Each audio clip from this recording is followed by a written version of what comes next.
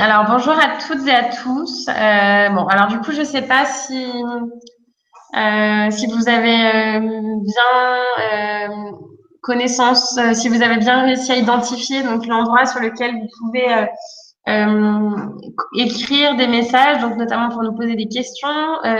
Pour ceux qui avaient participé à la réunion à la conférence de lancement du programme du Challenge Innov Avenir, c'est le même fonctionnement.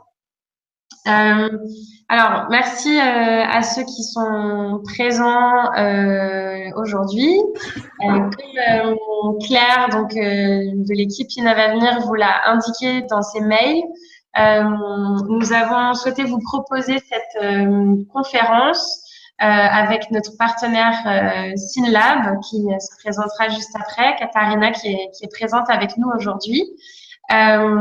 Sur donc la méthodologie du design thinking, qui est la méthodologie que nous vous proposons pour travailler avec vos élèves sur l'identification de problématiques en lien donc avec la thématique du challenge, qui est celle des solidarités dans la ville, qui est la problématique qui est la thématique qui donc va vous intéresser pendant toute cette année scolaire. Donc là, la plupart d'entre vous, on vous a quasiment tous eu par téléphone au cours de la semaine qui vient de s'écouler. Donc on sait que vous avez tous commencé à travailler vos projets avec vos élèves, donc à travailler le projet de Challenge Innov Avenir, que vous avez commencé avec les élèves à réfléchir à des idées de problématiques. Que vous êtes à des avances, que vous êtes plus ou moins avancé dans ce travail en fonction des classes, et donc que vous attendez la journée du 1er décembre où des représentants, des explorateurs qui seront des représentants de chaque classe participante viendront donc présenter leurs idées et tenter de repartir avec un plan d'action pour la phase de prototypage. Donc sur la plateforme internet du Challenge Innov Avenir, le site internet, donc on sait aussi que vous utilisez, que vous êtes nombreux à utiliser, nous avions mis à votre disposition notamment des ressources pédagogiques, donc réalisées par SynLab, et en particulier Bâtisseurs des possibles. Et donc, l'objet de cet échange aujourd'hui, c'est de vous donner le détail, d'approfondir un peu avec vous cette notion de design thinking pour vous permettre de maîtriser au mieux cet outil et de l'utiliser non seulement dans le cadre du Challenge Innov Avenir, mais aussi après dans l'ensemble de vos enseignements. Donc, je vais laisser la parole à Katharina pour qu'elle se présente, qu'elle présente donc la structure dans laquelle elle travaille et puis continuer sur le design thinking. Merci beaucoup pour cette introduction. Du coup, je suis ravie de pouvoir être là, même si je vous vois pas. Je sais que vous êtes du coup enseignant, que vous êtes motivé par le projet Innov Avenir et que du coup vous relevez ce challenge. Et du coup, moi, pour me présenter rapidement ce que je fais au sein de l'association, moi, je suis du coup Katharina Cordolakova. Je travaille au sein de l'association sur le projet Bâtisseurs de possibles et l'association s'appelle SynLab. Donc, du coup, les ressources que vous avez sur votre donc sur le site du challenge sont des ressources qui ont été produites par l'association SynLab et il s'agit d'un manuel, extrait d'un manuel qui s'appelle Innovant à plusieurs, qui présente la démarche design thinking adaptée au milieu scolaire. Donc, moi, ce que je fais au sein de l'association, c'est la démarche bâtisseur de possibles. C'est une adaptation de cette approche design thinking pour les enseignants, notamment du primaire. Et du coup, moi, ce que j'avais prévu de faire là pendant ce temps-là, c'est surtout, donc là, je vais vous rapidement présenter la structure à laquelle j'appartiens, rapidement faire un zoom sur le lien entre design thinking et le projet Bâtisseurs de possibles, juste pour clarifier les choses. Et par la suite, je me suis dit que j'allais me plonger davantage dans cette démarche design thinking, c'est quoi ses particularités et ses écueils. et pour par la suite accueillir vos questions par rapport à la démarche et également pouvoir rapidement parler des suites une fois quand on fait quand on est dans le projet, c'est quoi les logiques sous-jacentes en fait dans une démarche d'innovation telle que design thinking. Si jamais je suis pas claire sur quoi que ce soit, n'hésitez pas à m'interrompre déjà les filles si jamais vous avez les retours, parce que moi je vois pas le chat en même temps, donc n'hésitez pas à aller remonter ces questions-là. Ou vous-même, si vous ne comprenez pas, c'est déjà un bon signe et un bon indicateur si les personnes ne peuvent pas commenter dans le chat. N'hésitez pas à m'interrompre en demandant les clarifications ou quoi que ce soit. Donc, moi, juste, du coup, je vais à la fois faire un switch entre une présentation que j'ai sur mon ordinateur, puisque comme vous avez pu remarquer, on n'est pas ensemble dans la même salle. Donc, du coup, je vais partager mon écran. Je vais vous juste demander, les filles, de me confirmer si vous voyez bien, quand je partage mon écran, si vous voyez bien la présentation. Donc, hop. Partager. Et hop. Est-ce que vous voyez bien la présentation? Oui. Super. Vous la voyez à l'intégralité? Vous la voyez Oui, peut-être? on voit toute ta présentation, par contre, on ne te voit pas. Ouais, bah ça sera le cas. Pendant que je vais du coup, c'est pour ça que je dis je vais faire le slide je vais faire le switch, je vais changer entre l'écran et le pas d'écran pour que ce soit plus interactif et plus chouette. Du coup, juste pour d'où ça vient, donc l'association SynLab, on est une association. Nous, on travaille au service d'une certaine vision, c'est-à-dire qu'on souhaite que dès le plus jeune âge, les personnes peuvent vivre des expériences d'apprentissage épanouissantes, fondées sur la confiance, coopération, et tout cela pour une société plus juste et plus durable. Et ce qu'on fait, la façon dont on travaille, c'est qu'on accompagne les enseignants, les cadres et les formateurs pour développer leur potentiel, afin que ce soit eux qui puissent porter plutôt au pluriel, transitions éducatives. Donc, du coup, c'est-à-dire qu'on va travailler dans la formation des enseignants, des cadres, etc., pour qu'ils soient en capacité de porter ces changements-là. Et on a une équipe avec plusieurs personnes, enseignants, chercheurs, un médiateur scientifique, gestionnaire de projet.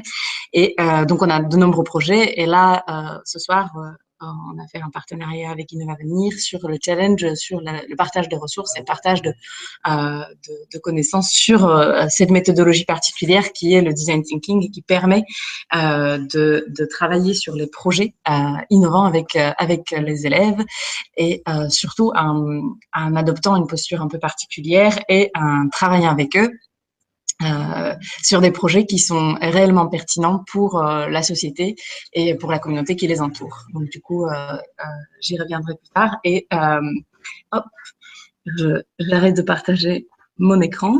Hop, comme ça, on revient. Hop, donc ça, c'est juste pour la structure. Pour rapidement décrire la structure. Et du coup, une partie de cette structure est créatrice de ressources que vous avez également à votre disposition. Donc, pour se plonger maintenant dans la démarche plus de design thinking, je vais donc de nouveau partager mon écran.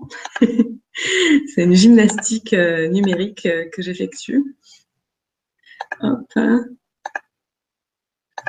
Hop, c'est bon, ça va être possible.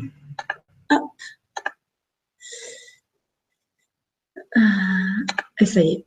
Donc, le design thinking étant l'une des démarches que nous avons identifiées comme ayant le potentiel justement de mettre en capacité les acteurs éducatifs pour mener des projets innovants et pour changer la façon dont ils travaillent. Et pour travailler, donc pas seulement eux, mais aussi la façon dont travaillent les élèves. Donc, du coup, qu'est-ce que c'est que cette démarche design thinking? La démarche design thinking, elle est née dans les années 70. Elle a été utilisée beaucoup dans le domaine d'industrie pour un peu changer la façon dont on concevait les choses. Donc, du coup, ça a une certaine histoire déjà. Et pour vous donner juste un petit exemple de la différence de conception d'une autre démarche que de design thinking dans l'industrie, c'est quand vous prenez une chaise, quand vous êtes designer, vous vous dites « Ah, c'est beau, je vais faire une chaise comme ça ». Et quand vous êtes designer qui utilise le design thinking, vous allez vous interroger, mais en effet, quel est le besoin de l'utilisateur pour de vrai? Et donc, du coup, si vous dites je vais faire une chaise pour les personnes âgées, vous allez observer les personnes âgées, vous allez leur demander c'est quoi leurs besoins et vous allez vraiment mener une enquête pour comprendre la problématique de ces personnes âgées et pour concevoir du coup une chaise qui est adaptée à leurs besoins. Donc, du coup, contrairement à une chaise qui est belle, elle sera fonctionnelle et adaptée aux besoins de l'utilisateur. Et la raison et la façon dont vous avez procédé, c'est que vous êtes allé vous coltiner au terrain et vous êtes allé comprendre les problématiques des personnes âgées pour y apporter une solution pertinente à leurs besoins. Donc, du coup, la démarche design thinking, elle sera ancrée dans les besoins. Donc, ça, c'est le premier aspect. Donc, du coup, quand je vais parler de son approche optimiste pour résolution de défis, donc, du coup, là, où on a pris ces démarches utilisées dans l'industrie, on l'a appliquée au système éducatif, puisqu'elle permet de résoudre des défis de façon optimiste et de façon pertinente. Donc, du coup, qu'est-ce que c'est? C'est une méthode de conception collaborative, quand on est un peu dans le théorique, et qui permet d'apporter des solutions concrètes, innovantes aux problématiques et qui se base sur justement ce que je disais tout à l'heure, sur l'écoute des besoins des personnes. Donc, il s'agit en effet d'une méthode hyper simple. Vous avez vu dans les ressources les 4 étapes différentes et qui facilite le travail en interdisciplinarité et favorise un peu la participation de plusieurs parties prenantes parce que plus il y a de différents points de vue, mais plus la solution est riche. Donc, du coup, ça c'est vraiment juste de point de vue théorique. La méthode, elle est centrée sur l'humain, elle est sur l'humain en tant que en regardant leurs besoins. Ensuite, elle est collaborative et elle est fondée sur la pratique. Donc, c'est-à-dire que plutôt que de simplement inventer des solutions et rester dans le stade des idées, elle encourage à constamment aller dans la réalisation, dans la pratique et dans la création de ce qu'on appelle des prototypes ou des choses qui peuvent nous permettre de tester notre solution auprès de public. Elle est donc expérimentale parce que du coup, on passe par plusieurs stades, plusieurs étapes où on teste une solution, on essaie de savoir si elle est pertinente, elle n'est pas pertinente, et ça, c'est la notion de prototypage. Et la méthode, elle est absolument flexible et quelque part, on pourrait dire très simple, mais ce qui compte dedans, c'est l'état d'esprit. C'est-à-dire la posture que nous allons avoir en tant que participants, en tant que personnes qui vont mener le projet. Donc, y compris quand vous êtes enseignant, vous menez le projet, vous créez le cadre, et y compris les élèves qui prennent part au projet. Donc, du coup, dans l'état d'esprit de design thinking, sans ça, le design thinking n'est pas design thinking. On est libre de tout préjugé, c'est-à-dire qu'on se laisse surprendre. On se laisse surprendre par le processus, on se laisse surprendre par ce que les participants, par les participants, mais je veux dire les parties prenantes, les personnes qui sont concernées par le problème que nous avons choisi vont ressentir, vont dire, vont exprimer. Et ainsi, on va pouvoir saisir et réellement comprendre leurs problématiques. Donc, du coup, ça, c'est nécessaire dans l'étape d'identification du problème. Et c'est également nécessaire dans l'étape de créativité. Donc, du coup, c'est l'état d'esprit créatif. Donc, on va s'efforcer sous contrainte, parce que la contrainte, c'est le réel, d'inventer des solutions nouvelles. Et finalement optimiste, donc l'état d'esprit où on ne va pas abandonner dans une démarche design thinking, comme c'est quelque chose qui est assez fluide et assez itératif. Donc itératif, ça veut dire qu'on revient peut-être sur nos propres décisions qu'on avait déjà prises, etc. Des fois, ça peut être décourageant et on peut penser qu'on va pas arriver au résultat.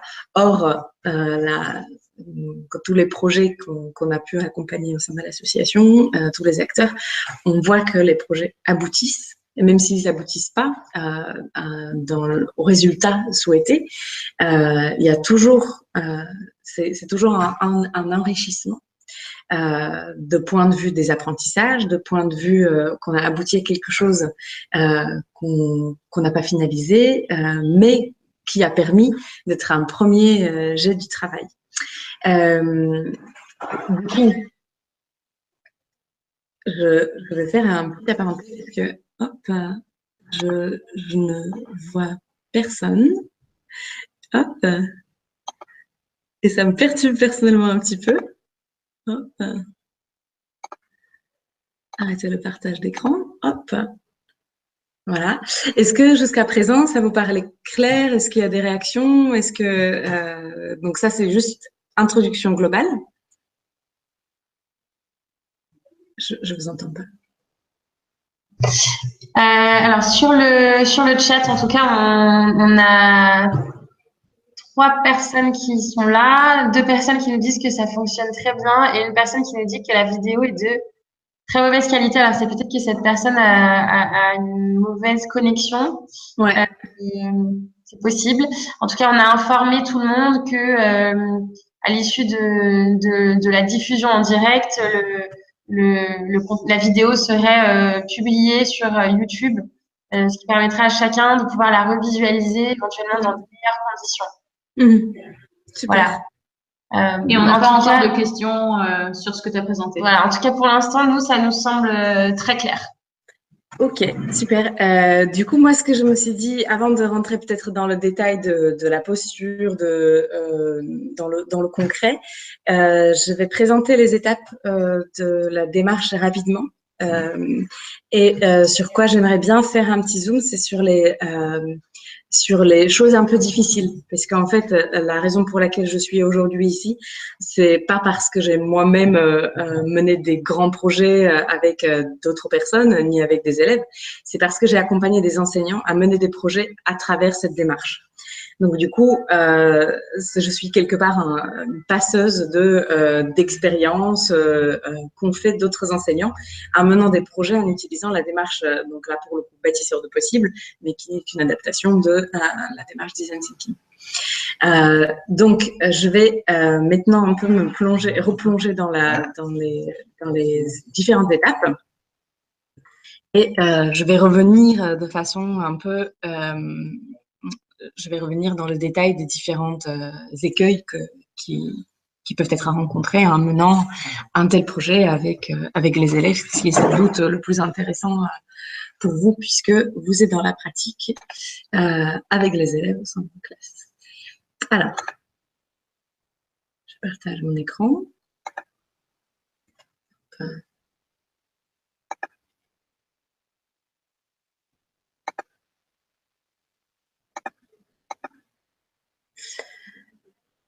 Hop.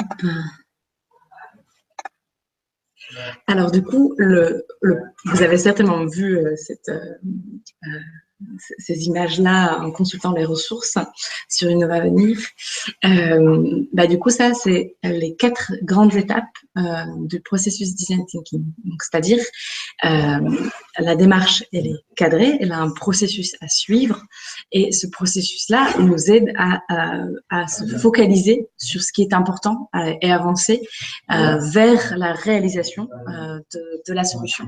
Donc, du coup, quelque part, elle nous accompagne dans la mise en place d'une solution, dans sa création, dans la mise en place d'une solution. Donc, du coup, il y a cette première étape qui consiste à identifier, à définir bien et à comprendre la problématique de point de vue surtout des acteurs qui sont concernés par cette problématique-là. Donc, du coup, c'est là où intervient c'est quand je disais que le design thinking, la démarche, elle est centrée sur l'humain. En effet, elle part des besoins existants, constatés, réels. Donc, du coup, plus on est sur le terrain, plus on est dans la documentation, plus on est dans l'enquête, plus on est dans la compréhension de la problématique par les parties concernées par la problématique, plus on est capable de cerner le problème, qu'est-ce qu'il y a derrière, qui est concerné, pourquoi, comment, qu'est-ce qui se passe, etc. Et d'identifier le point sur lequel nous allons pouvoir agir.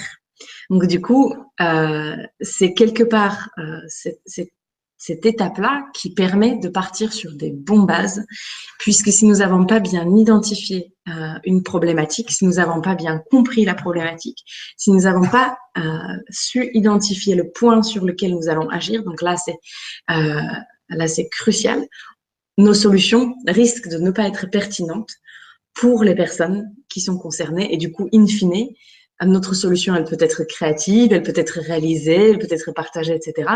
Mais elle n'est pas viable, pertinente du point de vue des personnes qui sont censées l'utiliser et qui elle est censée aider. Donc, une fois, imaginons que tout se passe bien, on a réussi bien à mener notre enquête terrain, donc on a documenté la problématique, on est allé voir les acteurs qui sont concernés par le problème ou les acteurs qui les aident pour mieux comprendre les choses. On a bien identifié ce point sur lequel on va pouvoir agir et on l'a bien formulé de façon positive, donc c'est-à-dire comment peut-on faire pour aider cette personne-là ou aider ces personnes-là à résoudre ça comme problème qu'on a défini et très spécifiquement et pour que cette personne-là, dans le stade idéal, ça fasse ça pour elle. C'est quoi l'objectif quelque part? Donc, une fois on a formulé ça d'une façon positive, on peut se lancer dans l'imagination des solutions. Donc, l'imagination des solutions, ça consiste clairement à produire des nouvelles idées pour résoudre la problématique qu'on s'était donné nous-mêmes. C'est quelque part un défi dans le défi. Et pour avoir le plus de solutions, donc là c'est la magie de la créativité, le secret c'est d'en avoir le plus possible. Donc plus on a d'idées, de nouvelles idées, plus il y a des chances que ce soit des solutions pertinentes. Il ne faut jamais rester sur la surface des premières solutions, des premières idées. Et il faut qu'on s'efforce collectivement à aller de l'avant. Donc, il y a plusieurs techniques que vous allez voir aussi dans les ressources qui sont proposées, comme les techniques de brainstorming, qui permettent en accéléré de trouver des solutions à la problématique identifiée. Et ça, c'est quand on l'a pas encore vécu, c'est très surprenant comme processus puisqu'on aboutit toujours à des solutions et généralement assez innovants. Et quand donc une fois on a inventé plein de solutions, elles sont pas toutes réalisables par la suite par nous. Elles sont pas toutes pertinentes vis-à-vis de la solution, vis-à-vis de la problématique que nous avons identifiée. Donc du coup, il faut faire un tri. Donc un tri, ça demande un certain nombre de critères, ça demande des techniques de vote ou de choix de sélection. Quelque part, c'est à ce moment-là que nous allons choisir l'action ou plusieurs actions que nous allons mener. Donc, pas les actions concrètement, qu'est-ce que nous allons faire, on n'est pas dans le plan d'action, mais quelque part, on se dit, on va faire cette solution-là. Une fois tout le monde mis d'accord, il est aussi possible qu'il y ait plusieurs sous-groupes qui se créent et qu'il y ait plusieurs solutions à la problématique. Ça, je laisse les filles dire est-ce que c'est acceptable dans le cadre de défi d'avoir plusieurs solutions ou pas de votre côté ou pas, et c'est aussi l'opportunité de constituer des sous-groupes quelque part au sein de la même classe. Et ensuite, on passe à l'étape de la réalisation de la solution. Cette étape, on essaie de la faire intervenir le plus tôt possible pour être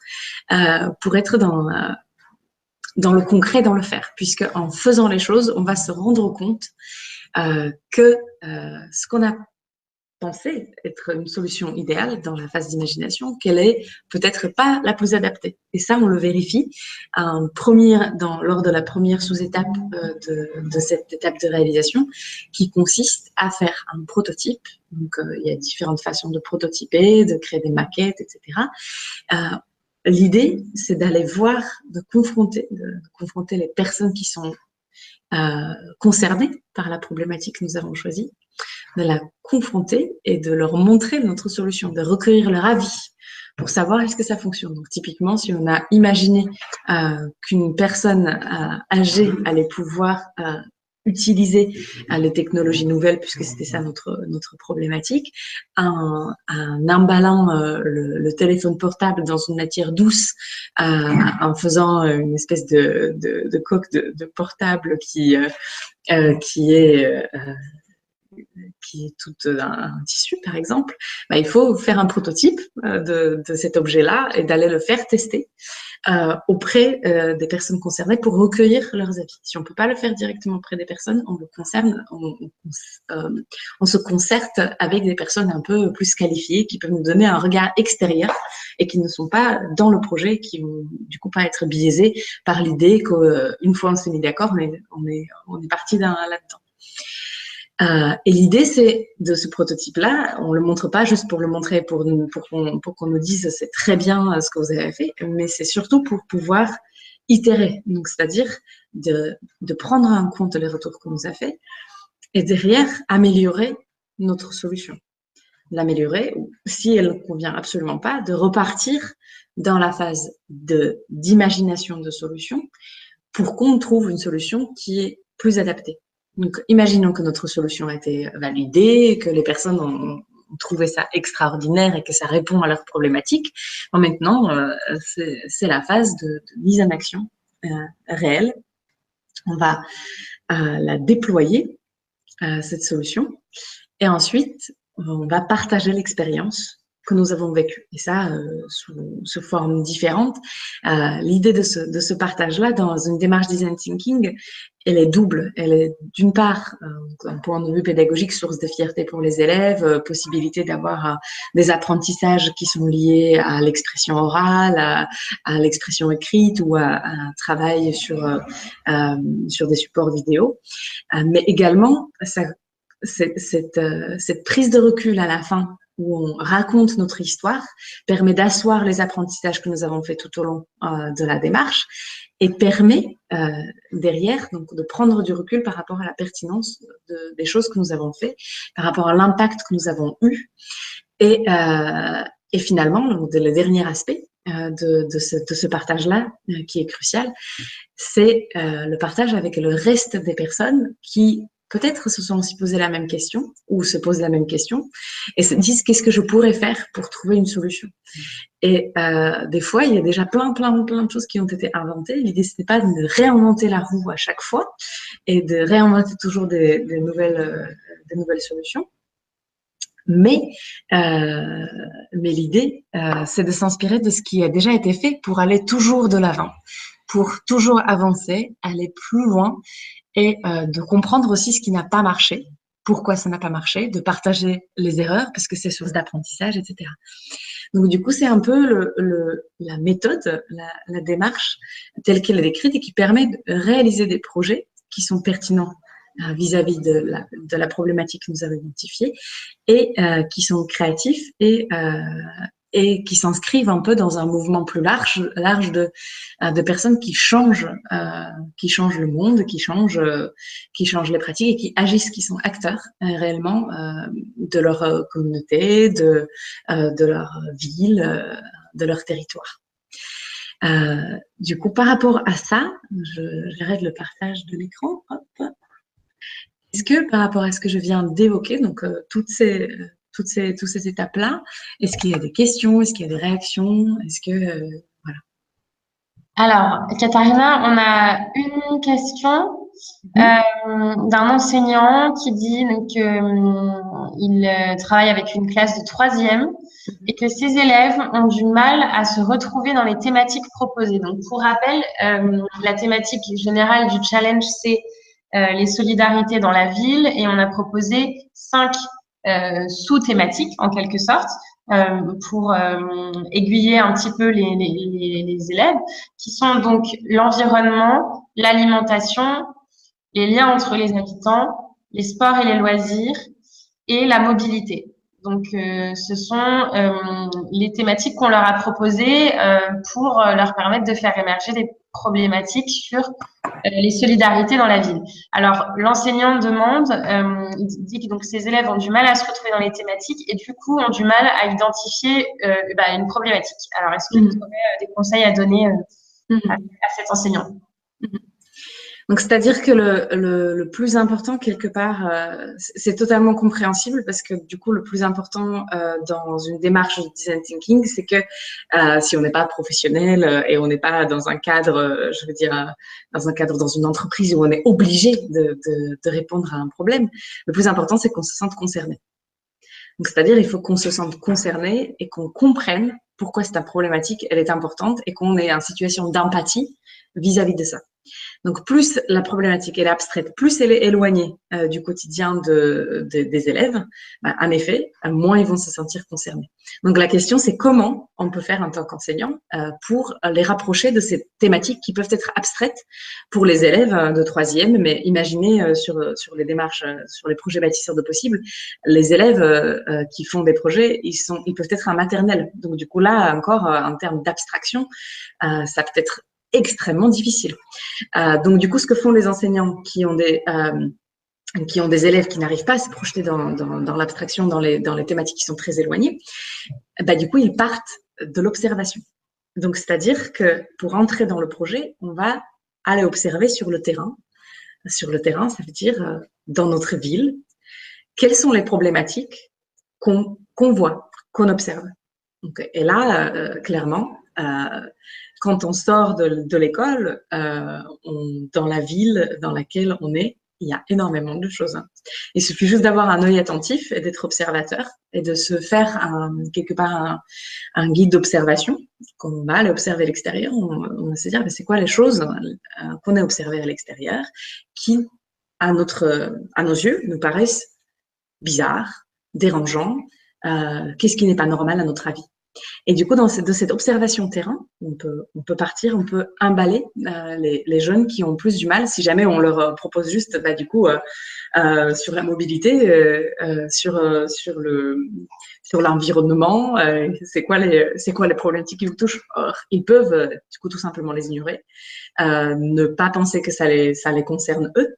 Or, la ville dans laquelle ils vivent, ils sont là tous les jours. Ils les voient les déchets à côté de leur immeuble. Ils voient qu'il y a du bruit.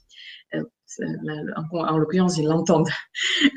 Et pourvu qu'on crée un espace où ils peuvent d'abord un individuel exprimer, puisque si on passe directement au collectif, notamment avec des troisièmes, avec des élèves plus âgés, du coup, il y a un effet groupe. S'il y a un élève qui énonce, c'est le leader de la classe, il énonce, c'est ça le problème, tout le monde peut potentiellement suivre. Et alors qu'ils ne se sentent pas concernés. Or, l'enjeu, c'est que tous les élèves se sentent concernés. Donc, l'idée, c'est de partir d'abord sur l'observation, peut-être dans des petites équipes, ça a été fait, et ensuite de revenir et se partager l'expérience. Qu'est-ce que nous avons observé comme problématique dans la ville? Et de partir de ces observations concrètes pour que vous, en tant qu'enseignant, vous puissiez les rattacher à des notions plus abstraites. Parce que la notion de déchets dans les rues, c'est une notion environnementale. C'est une notion de développement durable. Et en tant qu'enseignant, vous pouvez les éclairer, faire le lien entre cette abstraction qui, pour eux, les concerne pas, avec quelque chose qui est très concret, qui peut les concerner. Donc, du coup, c'est ça le pont. Et en effet, la première empathie, elle est avec donc le démarrage, il est avec est-ce que moi je me sens concernée, est-ce que je comprends en quoi ça peut être dérangeant pour les autres. Et donc ça, c'est donc la première étape, j'observe que ça me dérange moins. Deuxième étape, en quoi ça peut concerner les autres. Et comment je peux savoir comment les autres se sont concernés par ça. Donc, c'est-à-dire que là, on se déplace de moi, je me sens concernée, j'imagine à la place des autres. Et dans la démarche design thinking, on va se dire, du coup, qui d'autre est concerné par ça? À qui ça peut poser problème? Et on va les interroger. On va se poser la question. Donc, typiquement, donc là, on va un peu faire le portrait des acteurs qui sont concernés. On peut essayer. Donc, ça, c'est toute cette démarche d'enquête qui est propre à chaque projet, où chaque projet va avoir, et chaque groupe d'élèves va avoir leur propre démarche d'enquête pour comprendre mieux le problème. Donc, dans comprendre mieux le problème, il y a aller voir les acteurs qui sont concernés, aller voir les associations qui sont spécialisées au sujet, aller voir les acteurs publics, aller voir les entreprises qui proposent des solutions. Il y a plein de choses qui peuvent être faites. Est-ce que ça a répondu à la question? Alors, on demande à l'enseignant, je ne sais pas si tout le monde est sur le chat vraiment. Donc, en tout cas, selon nous, c'est bien clair. Donc, d'où l'importance de quelque part. Donc, il y a plusieurs enjeux hein, dans la démarche design thinking. Le premier enjeu, c'est effectivement d'être impliqué, de se sentir touché par quelque chose. Mais il y a aussi cet enjeu-là que je mentionnais, que je ne cesserai jamais suffisamment de mentionner, c'est de comprendre la problématique à laquelle on fait face. C'est-à-dire, si on est dans l'abstrait, la solution que nous allons apporter ne peut pas être concrète et ne peut pas être pertinente, puisque nous allons inventer une solution qui ne correspond pas à un réel problème. Donc, typiquement, si on va se dire comment peut-on résoudre le problème de mobilité dans la ville, je ne sais pas de quel problème de mobilité on parle. Dès qu'on se dit comment peut-on faire, admettons qu'il y a trop de voitures dans les rues dans une ville, comment peut-on faire pour qu'il y ait moins de voitures dans la ville? C'est déjà un peu plus resserré, mais ce n'est pas assez resserré pour qu'on puisse agir dessus et inventer des solutions. Dès qu'on sera sur, dans notre rue, il y a trop de voitures qui passent, il y a trop de bruit et il y a trop de déchets. Comment fait-on pour réduire le bruit de ces voitures-là? Là, on est sur une problématique beaucoup plus concrète. On est sur une problématique beaucoup plus concrète à laquelle on peut, du coup, essayer de chercher des solutions. Et des solutions, bien sûr. Après, donc là, le principal écueil, c'est de s'assurer qu'on ait bien mené l'enquête, c'est-à-dire qu'on ait diversifié les ressources qui peuvent nous renseigner sur la problématique. Donc, on a fait une enquête terrain, donc ça veut dire faire des interviews, globalement, faire des interviews avec des personnes qui sont concernées, aller chercher des documents qui peuvent être intéressants. Là, l'enseignant a un rôle hyper important en proposant, par exemple, certaines ressources qui sont réellement pertinents, qui jugent pertinents par rapport à la problématique choisie par les élèves et qui peuvent être compréhensibles parce qu'en fait, en fonction du niveau des élèves, pas tous les documents sont adaptés et compréhensibles par les élèves. Et quand on plonge dans la partie de recherche de solutions, bien sûr que de point de vue des enseignants, notre expérience, il y a certaines solutions qui jugent pas assez satisfaisant, pas assez intéressant, pas assez pertinent, puisque de point de vue de l'adulte, ça pourrait toujours être mieux, toujours être plus exigeant, plus intéressant, etc. Or, l'idée, c'est que ça soit la solution des élèves, hein, que ce soit eux qui le fassent, que ça soit leur projet. Et pour qu'ils soient réellement acteurs de ça. Et pour que, en fait, ils comprennent que c'est eux qui ont inventé une solution qui était pertinente. Donc, si elle est adaptée et pertinente par rapport à la problématique identifiée, si elle est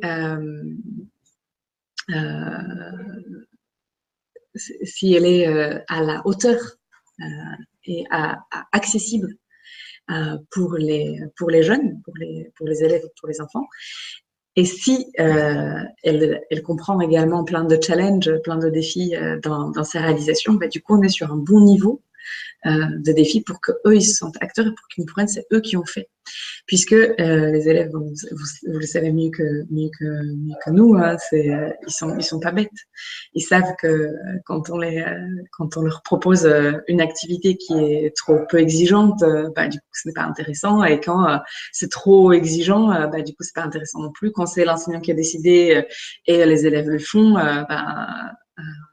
c'est différent quand c'est eux qui ont fait et qui ont compris quel était le rôle qu'ils avaient à jouer et qu'ils pouvaient le faire. Alors, est-ce qu'il y a d'autres questions Oui. Oui. Alors, Katharina, on a une autre question à laquelle je ne sais pas si tu pourras peut-être apporter un éclairage.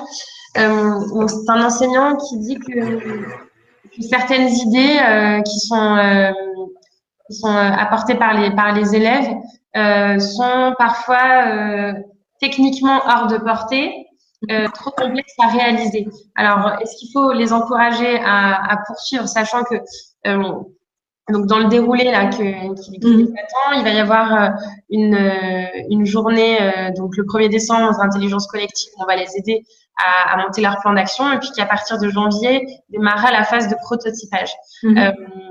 Est-ce que c'est le moment de maintenant un peu les recadrer sur l'aspect technique, ou au contraire, est-ce qu'il faut les laisser aller dans leur créativité à fond et attendre peut-être le 1er décembre Alors, ça dépend, parce que c'est sûr et certain que le 1er décembre, si jamais ils sont partis sur quelque chose qui est absolument le faux, que vous le savez déjà, ils vont vivre une énorme déception. Vous pouvez vous dire qu'aussi, ça fait partie du projet et ça fait partie de la réalité des choses, puisque le design thinking est la raison pour laquelle donc, vous participez, je suppose, à cette challenge, c'est pour que les élèves puissent faire des vrais projets qui ont un réel impact et pour qu'ils puissent avoir c'est pas seulement une sensation qu'ils ont fait quelque chose, une illusion d'être acteur, mais pour pouvoir réellement être acteur. Donc, du coup, ça dépend du niveau comment dire, est-ce que vous êtes capable d'accepter que les élèves vont pouvoir vivre une déception?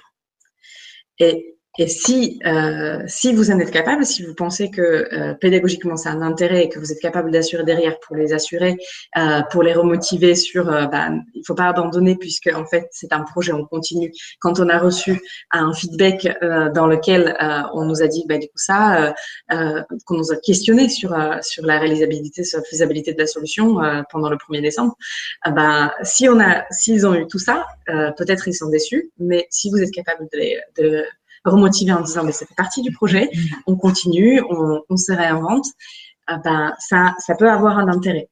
Et moi, ce que je c'est pas recommanderais, mais ce qui a été fait par certains enseignants pour ne pas orienter, parce que l'idée ce n'est absolument pas d'orienter, de dire voilà, il faut que vous fassiez ça, il faut surtout pas que vous fassiez ça. Donc ça, on est dans l'encadrement et ce n'est plus un projet des élèves, mais c'est un projet qui a été au final décidé par l'enseignant, parce qu'à un moment donné, il a dit c'est moi qui est celui qui va décider si oui ou non c'est faisable. Or, ça se trouve qui sont capables de mener leur projet, même si c'est le choc, et dans une version un peu adaptée à la réalité. Ce qui s'est passé dans le cadre d'un projet où les élèves ont, là c'est un projet des élèves en primaire, qui ont voulu réaliser une semaine de covoiturage dans leur école. Ils ont voulu au départ faire un truc monstrueux avec une plateforme numérique. C'est les élèves de CM1 où les gens pourraient se mettre en contact, une espèce de blablacar. Bien sûr, l'enseignante aurait pu dire non, vous n'êtes pas des développeurs, ça ne va pas marcher, mais elle les a laissés se planifier le plan d'action, de regarder ce dont ils auraient besoin, et ils se sont rendus compte du coup qu'on ne va pas pouvoir faire une plateforme par eux-mêmes, et ils ont dit du coup on peut faire ça sur papier, parce que la question qu'elle leur a posée, c'est du coup comment peut-on faire autrement pour faire ce qu'on a envie de faire.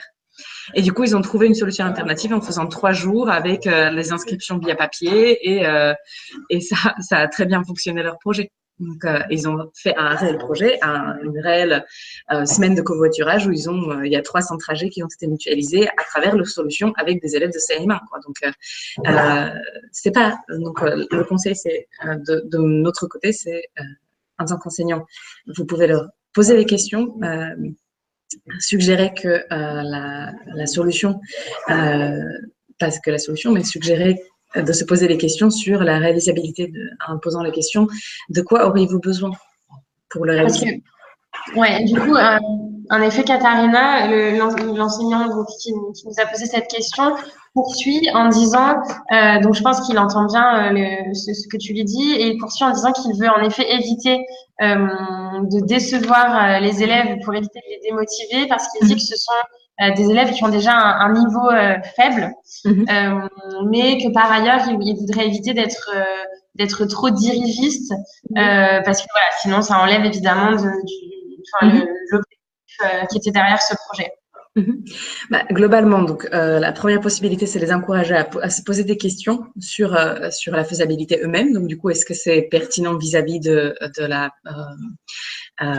problématique qu'ils ont identifiée, et derrière se poser la question, est-ce que c'est faisable dans les temps, est-ce que c'est de quoi avons-nous besoin, de lister un peu peut-être l'argent dont on aurait besoin, etc.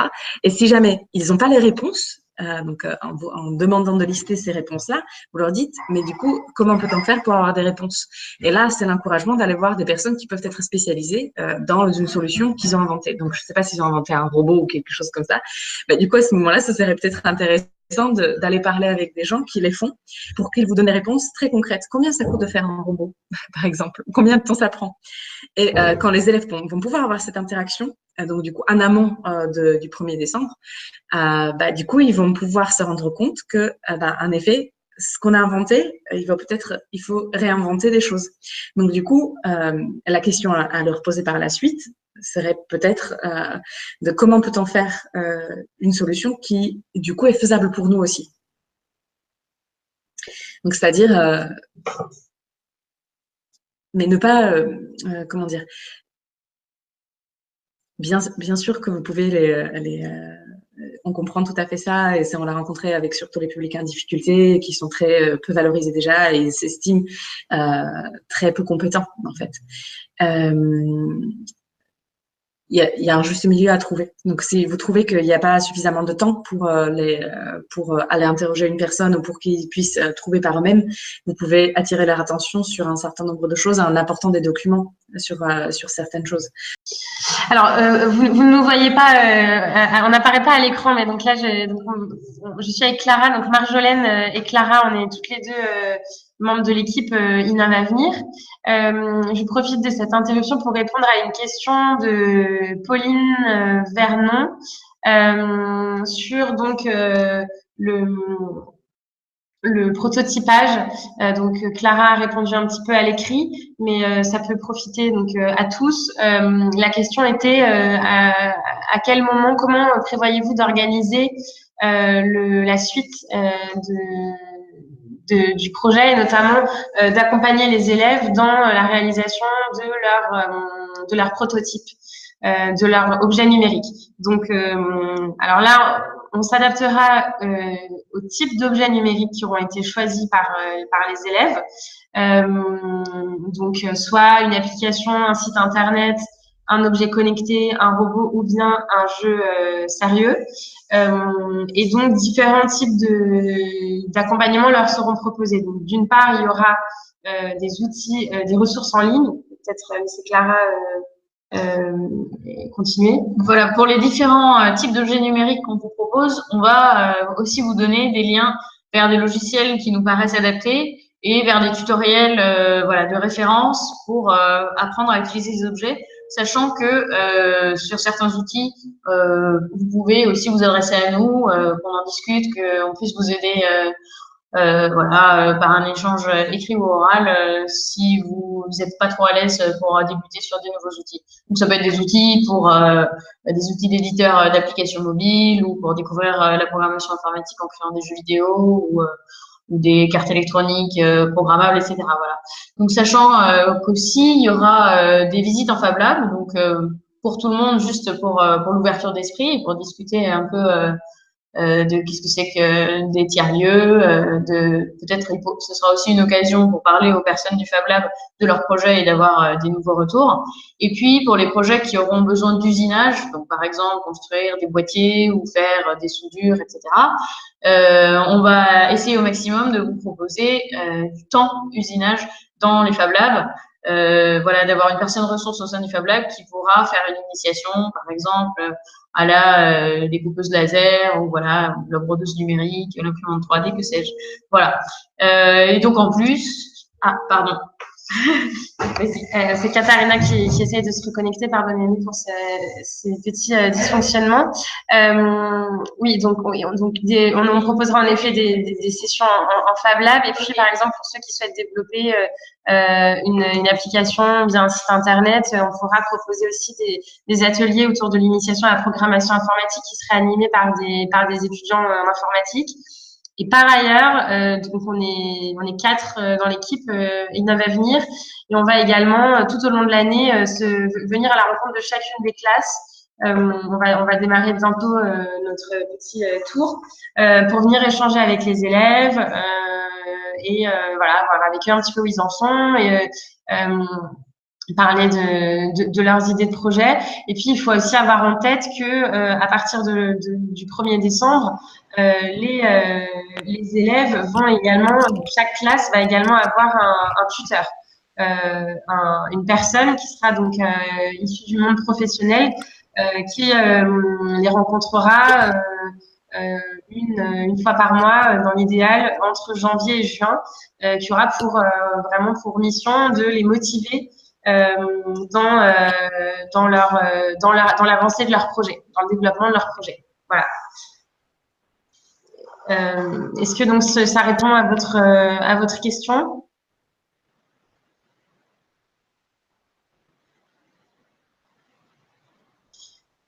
Alors, on va poursuivre. Il reste peu de temps avant la clôture de ce live. Donc Katharina nous a rejoint. Katharina, est-ce que tu peux du coup de nouveau partager ton écran? Il y a peut-être un autre enjeu, si jamais il n'y avait pas d'autres questions, qui est lié donc tout au long de la démarche. En fait, ce qu'il faut se dire, c'est que c'est à la fois, donc, il y a des étapes à suivre, mais la démarche, c'est plus une invitation à suivre une certaine méthode, une certaine approche. Mais derrière, c'est assez flexible. Donc, c'est-à-dire que si vous vous rendez compte que la solution n'est pas la meilleure, vous pouvez reproposer aux élèves de réinventer repenser la solution. La même chose si jamais le prototype va être vraiment challengé, pas le prototype, mais je veux dire la première idée de solution sera challengée au mois de décembre, vous pouvez repartir sur la recherche de solutions, etc. Donc du coup, c'est vraiment juste en termes d'état d'esprit, garder une certaine flexibilité vis-à-vis de la démarche qui est proposée, puisque c'est une suggestion plus qu'une injonction qu'il faut procéder de cette façon-là. Et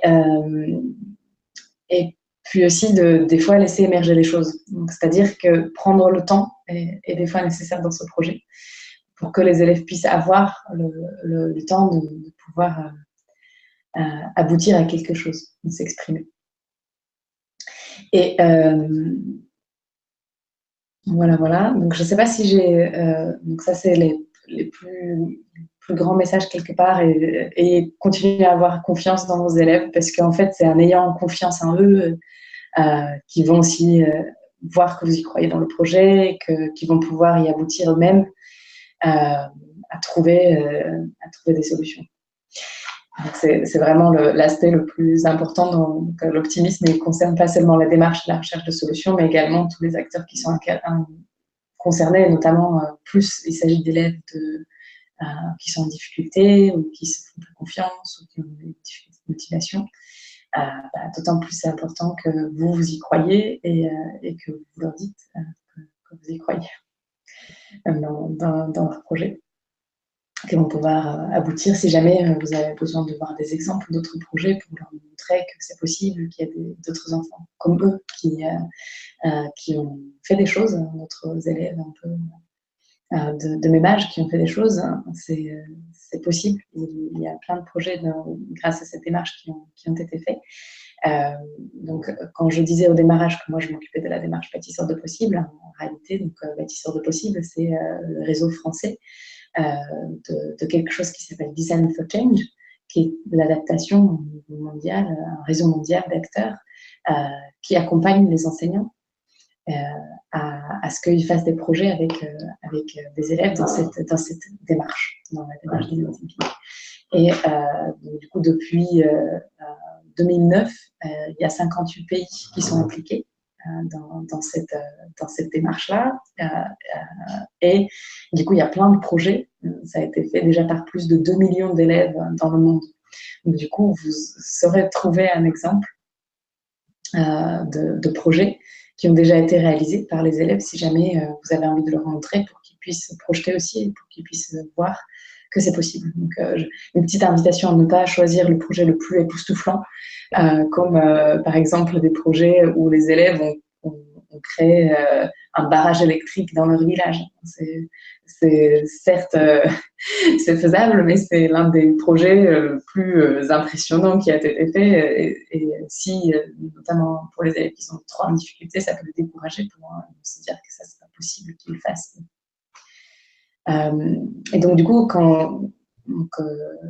je disais, donc là, vous utilisez cette démarche-là, design thinking, vous faites des projets qui rendent ces élèves acteurs. Vous vous inscrivez également dans ce réseau, dans cette communauté d'acteurs au niveau mondial qui font des projets avec leurs élèves, qui leur font confiance, qui vont pouvoir, eux, agir sur leur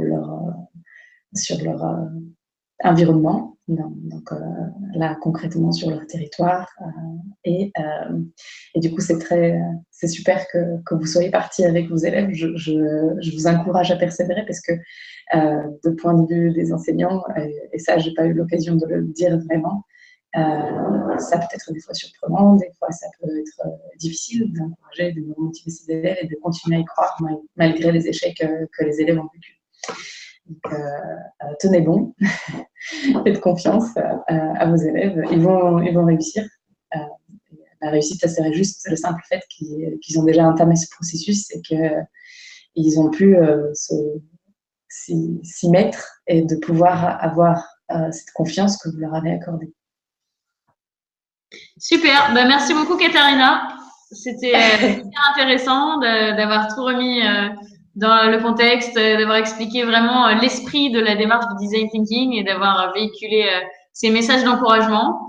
J'espère à tous les profs qui nous ont suivis que ça vous a remotivé, que ça vous a donné plus de pistes pour mener les projets avec vos élèves. On vous remercie d'avoir été attentif à ce live qu'on va aussi diffuser. Et j'ai juste une petite dernière remarque, c'est-à-dire si jamais vous avez envie ça c'est vraiment une chose, si jamais vous avez envie vous-même vivre la démarche, donc c'est-à-dire de voir à quoi ça peut ressembler avec les élèves plus tard, même si c'est sans les élèves, mais ensemble entre les enseignants, si jamais vous avez envie de vous rassurer par rapport à comment on mène les différentes étapes, etc., au sein de l'association, sur le projet Bâtisseurs de possible, on mène, puisqu'on accompagne dans cette démarche-là, on organise des ateliers dans les formats différents qui sont gratuits et qui ont lieu à Paris, à Versailles et donc, dans différents endroits aussi, mais ce qui vous intéresse notamment, ça va être Paris-Versailles. Vous êtes bien sûr les bienvenus, c'est gratuit, les inscriptions sont obligatoires et les prochaines dates, donc là, le 23 octobre, c'est assez proche, donc c'est lundi prochain, c'est la formation d'une journée. Et le mardi, c'est mardi 24, dans l'après-midi, c'est 3 heures d'atelier. Donc ça, c'est 2 choses à venir, mais il y a d'autres dates et moi, je vais envoyer à Clara et Claire les liens pour que si jamais ça vous intéresse, vous pouvez bien sûr y prendre part parce que vous menez des projets et c'est avec un grand plaisir si jamais vous avez envie de vous faire la main sur les différentes étapes et de pouvoir anticiper un petit peu mieux à ce que ça peut donner parce que le fait de le vivre soi-même permet de voir du coup ça marche pas, il faut que je le fasse différemment, etc. Donc c'est un peu tout ça, ce que ça permet de faire. Donc au plaisir de vous revoir ensuite éventuellement dans un des ateliers et puis pourquoi pas, puisque du coup quand l'association est Bâtisseurs de possible, c'est aussi un réseau d'enseignants qui font des projets comme vous, donc au plaisir de vous revoir pour échanger sur vos projets et aussi sur vos pratiques qui vont dans ce sens-là, qui rendent les élèves acteurs plus tard. Il y a peut-être le 1er décembre également pour le hackathon. Et le 1er décembre, ouais, c'est ça. Super, merci encore Katharina. On va transmettre évidemment toutes les infos aux enseignants. Super. Et voilà, j'espère que ça se passera bien pour tout le monde. Alors les enseignants te disent merci pour tes conseils précieux. Voilà, sur le chat. N'hésitez pas, donc je pense que Clara et Claire vont centraliser un peu les questions par rapport à la démarche. Donc si jamais vous avez des questions qui sont là, des difficultés, etc., nous, notre intérêt, c'est que les projets puissent se passer bien et pour que vous puissiez en tirer au maximum pour vous, en tant qu'enseignant, dans vos pratiques, mais aussi pour vos élèves, pour que ça soit véritablement une source d'apprentissage pour eux. Donc, si on peut contribuer à quelque chose pour que ça se passe bien pour vous, avec plaisir. Super. Merci Katharina, beaucoup. merci à tous et à toutes pour votre présence. Et puis on vous dit à très très bientôt. Et puis on profite de cette conférence pour vous rappeler que n'hésitez surtout pas à nous joindre par téléphone, par mail. Sur la page Facebook, on est à votre entière disposition pour répondre à toutes vos questions. N'hésitez pas à nous faire remonter vos remarques s'il y a des manques, des insatisfactions par rapport à ce challenge qui, on le rappelle, est un pilote puisque c'est la première édition. Donc, on est évidemment preneuse de toutes les remarques et tous les conseils que vous nous ferez remonter. Et on vous dit à tous à très, très bientôt. Au revoir. Au revoir. Merci. Au revoir.